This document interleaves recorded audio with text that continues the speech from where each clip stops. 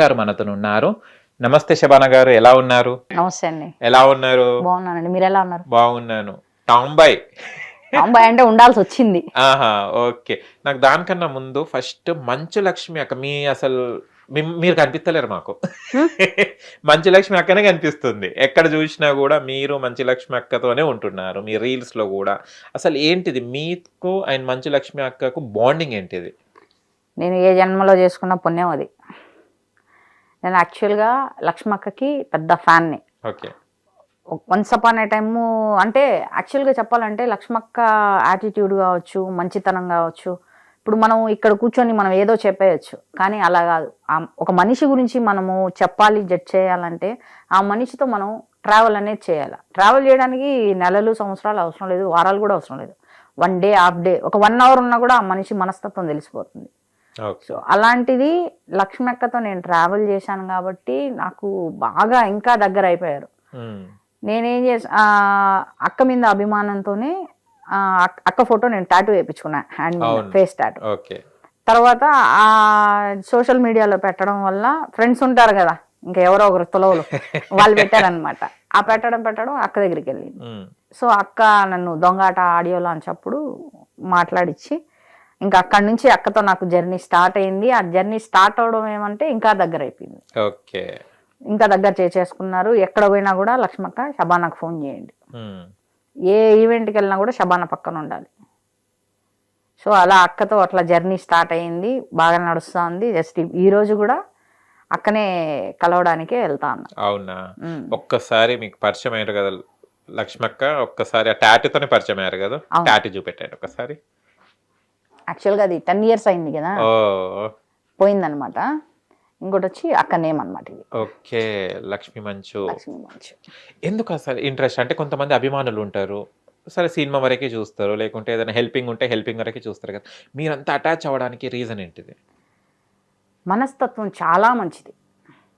ఇప్పుడు గవర్నమెంట్ స్కూల్స్ని దత్తత తీసుకొని టీచ్ ఫర్ చేంజ్ ద్వారా స్మార్ట్ క్లాస్ రూమ్స్ ఎలా ఉన్నారంటే ఇప్పుడు సమాజంలో మంది మనం చూసుకుంటే చాలు అనే రకంలో ఉన్నారు.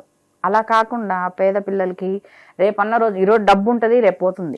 బట్ ఇక్కడ ఏమంటే రేపన్న రోజు సమాజానికి మనం ఏమి ఇవ్వగలము అనే దాని మీద అక్కేమంటే టీచ్ ఫర్ చేంజ్ అనేది ఒకటి స్టార్ట్ చేశారు.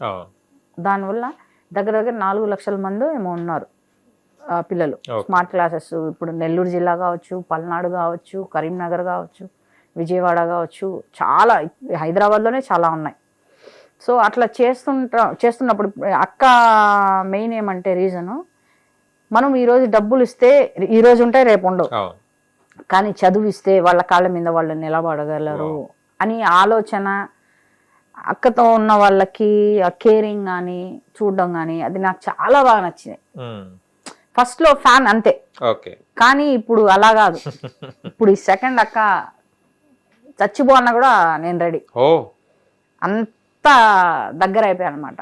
ఎక్కడికి వెళ్ళినా ఇప్పుడు ఫ్యాన్స్ అంటే జస్ట్ హాయ్ అని అంటారు ఏ యాక్టర్స్ అయినా, కానీ నేను ఎంత మందిలో ఉన్నా కూడా అక్క నాకు ఒక 500 kilometers లో ఉన్నా కూడా ఆడ నుంచి గట్టిగా అరుస్తారు, శబానా తిన్నావరా అని. నాకు నోట్లో పెట్టిన రోజులు కూడా ఉన్నాయి ఫుడ్.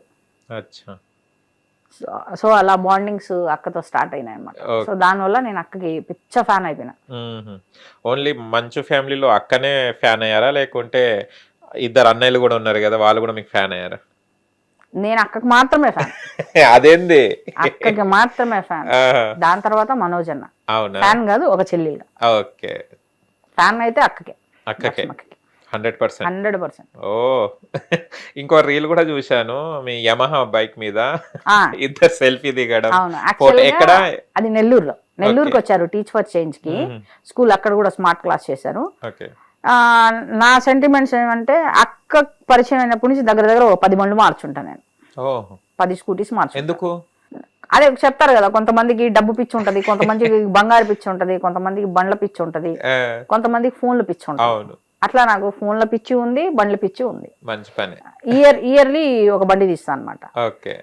ఏ బండి మీదైనా సరే అక్క పేరు ఫస్ట్, ఎవరి పేరు, బండికి నంబర్ కూడా రాదు, బండి షోరూమ్ నుంచి ఎత్తి రావడం, ఆడ స్టిక్కర్ షాప్ దగ్గర పెట్టడం, అక్క పేరు పెట్టడం, అక్క పేరు వేయించేస్తా.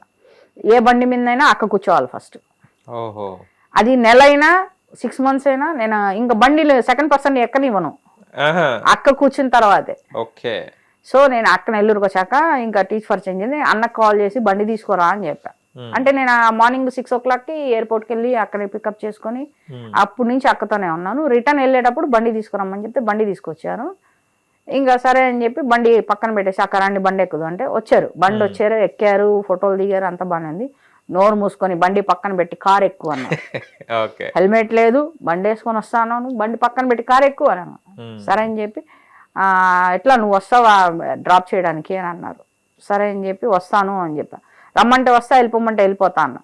నన్ను ఎట్లా వదిలేసి వెళ్తావే, ఎయిర్పోర్ట్ దాకా రా వదిలేసి వెళ్దు అని. ఎయిర్పోర్ట్కి వెళ్ళిన తర్వాత మళ్ళీ హగ్ ఇచ్చి బాయ్ చెప్పి తర్వాత వెళ్ళారు. ఓకే, అది మూమెంట్ అన్నమాట. కానీ అక్కడ చాలా మంది గ్యాదర్ కాలేదా? చాలా మంది. అయ్యో క్రౌడ్ ఎలా? అసలు క్రౌడ్ బీభత్సంగా ఉంది. నెల్లూరు అంటే మాసుగా ఉంటారు మా వాళ్ళు, బాగా మాసుగా ఉంటారు. ఇంకా అక్కని బాగా అక్కడ ప్రొటెక్ట్ బాగా చేశాను నేను, దగ్గరలో ఎవరు రాకుండా. అందుకని ఎక్కడికి వెళ్ళినా కూడా ఇప్పుడు షబానా కావాలంటారు అక్క. ఓకే. అక్క మనస్తత్వం ఏంటిది అంటే మేము రీల్స్ లో చూస్తుంటాం, అది చూస్తుంటాం, కొన్ని ట్రోల్ అవుతుంటాయి, అవి అవుతుంటాయి కదా. అసలు యాక్చువల్ మీరు దగ్గర జర్నీ చేస్తున్నారు కదా, దాదాపు 2014 అండి, 14 కదా. అప్పంచెల్లి ఇప్పటివరకు మనస్తత్వం ఎలా ఉంటుంది అసలు అక్కది? చాలా చిన్నపిల్లల మనస్తత్వం ఎలా ఉంటుందో అలానే ఉంటారు. కొన్ని రీల్స్ లో స్టోరీస్ పెట్టేటప్పుడు ఫన్నీగా చేస్తూ ఉంటారు కదా చిన్నపిల్లలు, సేమ్ అలానే ఉంటారు. కాకపోతే ఇప్పుడు యాక్టర్ కాబట్టి, పెద్ద యాక్టర్ కాబట్టి బయటకు వచ్చినప్పుడు ఎలా ఉంటారో అది రిజర్వ్డ్ అలానే ఉంటారు. కానీ నిజంగా చెప్పాలంటే చాలా చిన్న పిల్లల మనస్తత్వం. ఫన్నీ ఇన్సిడెంట్స్ ఏమైతే మీ ఇద్దరి మధ్యలో? షూటింగ్ జరిగేటప్పుడు మామూలుగా మహేష్ ఉన్నాడు కదా, రంగస్థలం మహేష్, తనేమంటే ఏదో ఒకటి నా మీద జోక్ లేయడం. ఏ మహేషా, నేనున్నాను కదా, లేదనుకుంటున్నావా, నువ్వు కానీ బుజ్జి, నేను నీకున్నాను కానీ అనడం. అక్కడ జోక్స్ కానీ ఆ జర్నీ మాత్రం చాలా బాగా చేశాను. అది క్యారెక్టర్ కూడా శబానాకు ఉండాలని క్యారెక్టర్ కూడా డిజైన్ మీకు పిలిపియడం జరిగిందట కదా.